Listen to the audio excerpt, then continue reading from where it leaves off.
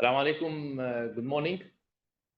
Welcome to our sessions for the unaudited financials as of June 30th, 2024. My colleagues, two of my colleagues are with me here. Mr. Indika, our Chief Financial Officer, and Mr. Blaziz Al-Salam, our Chief Transformation Officer. I'll pass the floor to them to do the presentation, following which we'll have a Q&A with myself and the team here. Assalamu alaikum and good morning. So today I'll run you through a basic introduction about the company and the overview, along with the core focus area that we've been focusing in the last 3 years, more or less, and then financial highlights and the financial performance. So in essence, the company overview, company has been established back in 1997, and it was listed in the Muscat Stock Exchange back in 2002. Currently holding 9% of the FLC market share, and the head office is in Muscat. Since the last 3 years, the company has done quite a bit in terms of putting itself out there in the market, and we can see that from the accolades acquired in the last 3 years, with the very recent one, which was recognized this year in 2024 as in one of the top Omani brands in the finance space. The business mainly covers retail, which is new and pre-owned vehicles, consumer and SME, and then we have a corporate deposit business as well. This is a few highlights of the key focus areas, which we'll get into the detail, showing emphasis on some of the initiatives that we've done in the past few years. A lot of emphasis has been put on the people side, where detailed and annual training development program was put in place, along with talent management program, and the first batch of graduates happened in 2024, and we've seen the fruits of that as well. A few engagements with the senior management and employee recognitions and so on and so forth. The next aspect is a lot of emphasis was put on customers, basically. What are we doing for the customers? So a few things have taken place in the last few years, and we've seen some improvements, or quite a bit of improvement in this year in 2024. From the brand perspective, we looked at enhancing our social media platform, where we've seen a lot of engagements and followership from our customers, along with certain initiative on bringing the customers closer to the organization, using voice of the customer calls and surveys through our call center, and also certain few surveys have been taking place. Also, we started regularly looking at complaints with a different angle, looking at how we can address root causes through complaints. And this was also touching on the customer as well. Part of the new brand strategy is to achieve more. So a lot of our initiative and engagements for our customers, as well as for our employees and our partners as well, is to achieve more, which is our new motto that was transformed a few years ago, back in 2022. The third aspect of our core focus is our system technologies, with customer in mind, of course, looking at how we can improve our turnaround time. And we start using also a lot of data analytics, taking decisions more intelligently and calculative decisions in terms of not only business, but also retaining customers and so on and so forth. Our network expands across the country with a total of 8 branches and over 10,000 active customers. And today we are 140 employees strong. Introduce you our core team, our core board members. We start off with our chairman, Mr. Mohammed Al-Khonji, and then our deputy chairman, His Excellency Hassan Ihsan Al-Nasib, our board member, Mr. Hussam Stami, another board member, Wasim Salah Tareen, and our board member, Feribas Deseli, and Mr. Salman Al-Lawati and Muhammad Al-Raisi, who play a vital role in shaping the organization's growth and strategy. And to look at the executive team, starting with our CEO, Mr. Nasser Rashdi, who brings in extensive experience in the finance and banking industry, locally and internationally.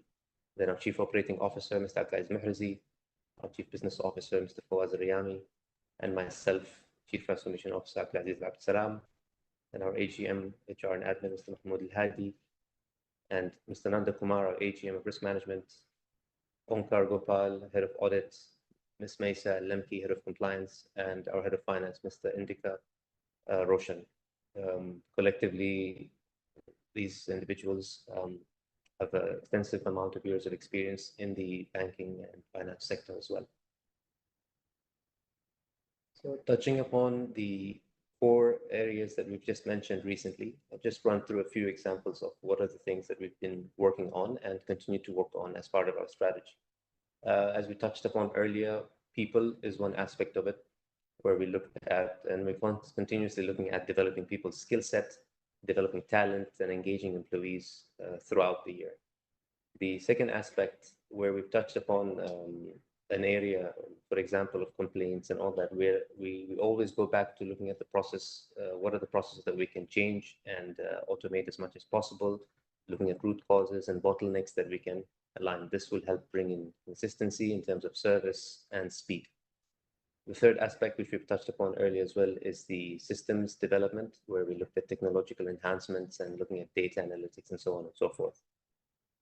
The fourth element is the financials, where we put a lot of emphasis on performance management, especially in the business area and also the collection area and remedial.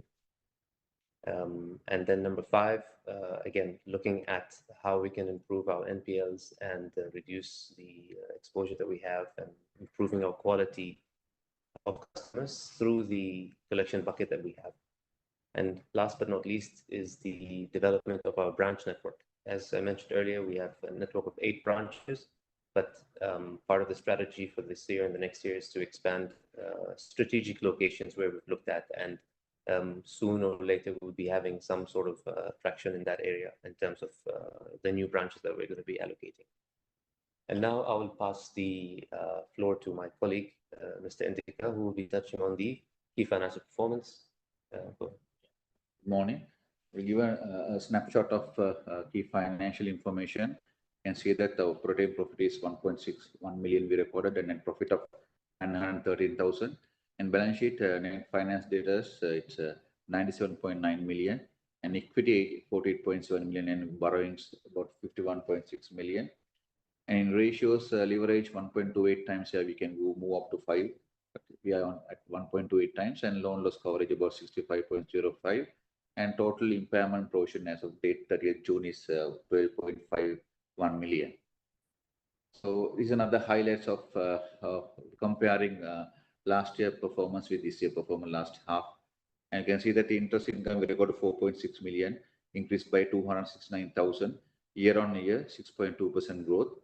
And fees and other income, we recorded 577,000, increased by 34,000, 6.3% growth compared to last corresponding year.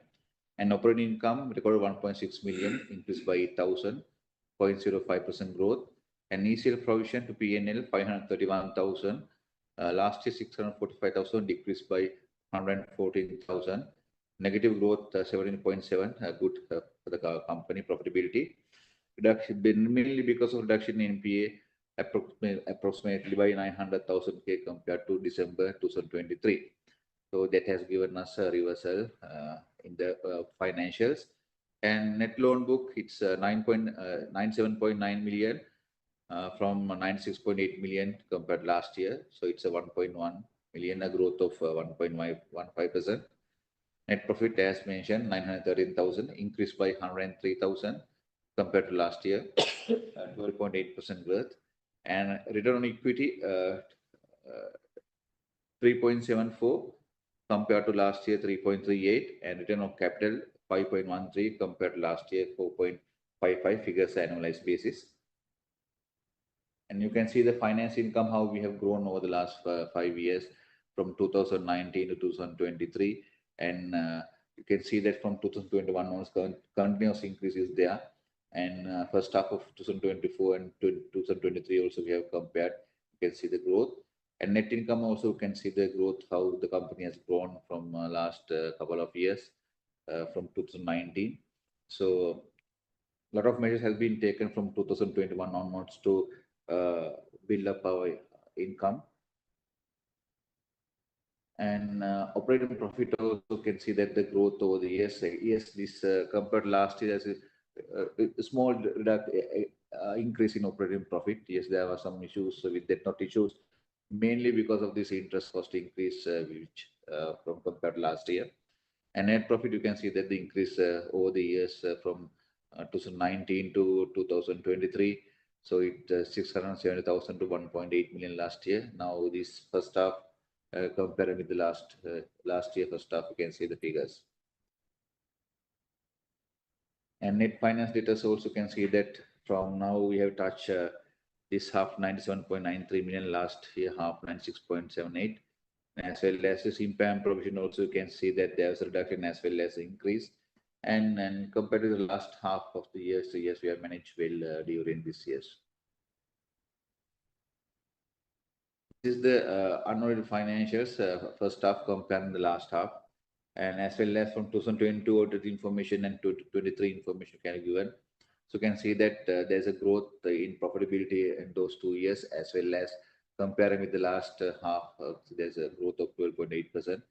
And as I mentioned earlier, the issue for our net income is the interest expense, where the growth is 21.4%, still mainly due to the increased trend of the interest rate.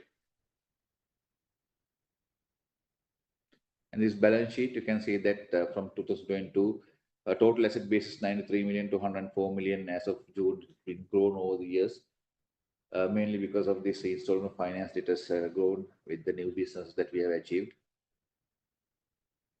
And the loan book composition on net basis, you can see that last year corporate was 40%, and this year corporate 35%. Last year retail 60%, this year retail 65%.